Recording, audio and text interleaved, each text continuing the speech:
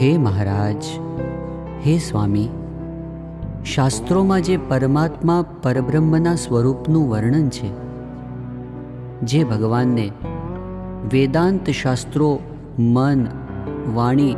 ઇન્દ્રિય, અંતઃકરણથી અગોચર કહે છે, જે ભગવાનને ન્યાયશાસ્ત્રો અનુમાનથી સિદ્ધ કરવાનો પ્રયત્ન કરે છે, તે જ ભગવાન, તે જ પરબ્રહ્મ પુરુષોત્તમ આજે સંતો ભક્તોની વચ્ચે, અમારી વચ્ચે અમારા જેવા થઈને રહે છે. સ્વામી, સર્વ સુખના નિધાન, સર્વ આનંદના ધામ